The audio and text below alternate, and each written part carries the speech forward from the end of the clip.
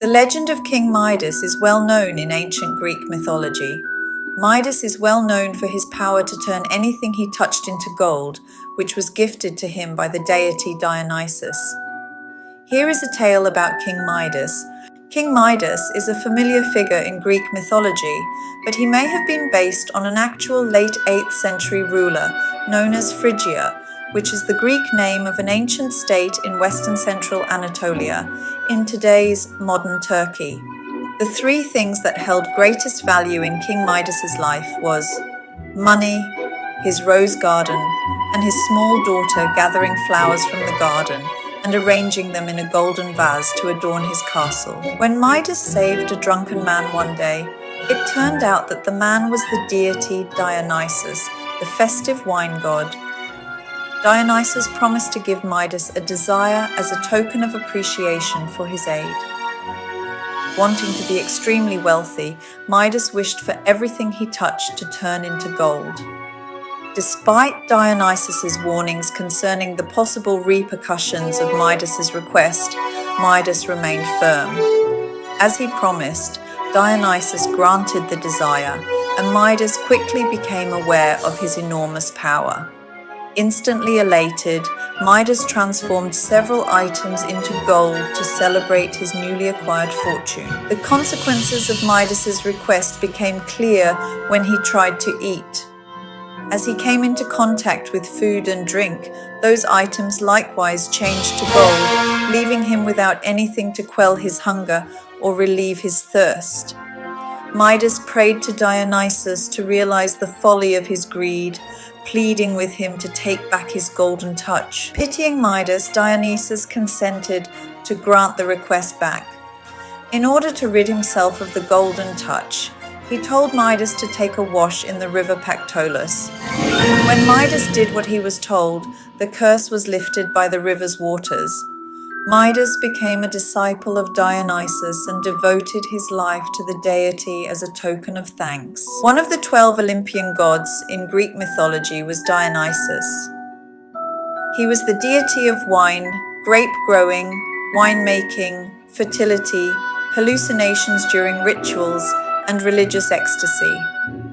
Dionysus was frequently linked to the happy and uplifting qualities of existence, as well as the natural cycle of development, death, and rebirth. Though it's crucial to remember that these are metaphorical analogies rather than actual parallels, there are some thematic similarities between the narrative of King Midas and the predicament of certain contemporary billionaires.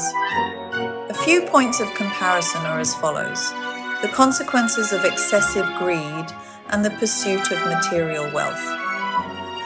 Similarly, some modern billionaires face scrutiny for their accumulation of vast fortunes and the potential negative impact of their wealth they have on society.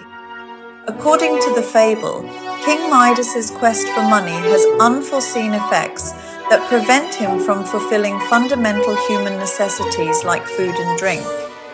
There are many who contend that the unrelenting quest of money by certain billionaires might lead to adverse outcomes like inequality in income, instabilities in society, or damage of the environment.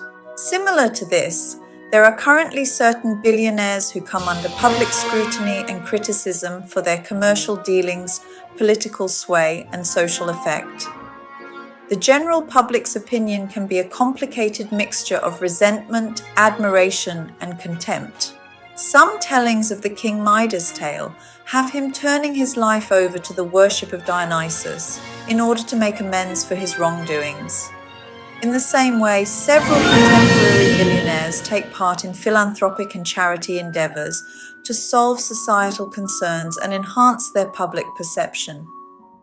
There is controversy surrounding the subject of whether these acts are sincere or just a means of redemption. Myths are not generally reliable accounts of history, even though they may contain parts that are influenced by actual events in the past. It can be difficult to distinguish reality from fiction, since myths sometimes combine historical facts with symbolic or metaphorical components. In contrast, real history reconstructs historical events, via the use of documentation, evidence, and critical analysis.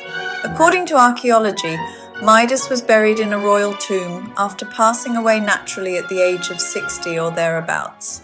The tomb, which is housed inside a large burial mound called the Midas Mound, or the Tumulus of Midas, was discovered in 1957. A wooden burial chamber filled with numerous artifacts, including textiles, furniture, and kitchenware, was discovered during the excavation process. It is noteworthy that although the tomb is connected to the mythical King Midas, it is not possible to definitively identify the person interred there as King Midas. An intriguing connection between historical discoveries and ancient stories is made possible by the relationship between the mythological story and the archaeological data. In conclusion, understanding the different goals of these stories is necessary to decide whether to believe in myths or actual history. While myths have cultural and symbolic meaning, the reconstruction of historical events in genuine history is based on evidence-based study.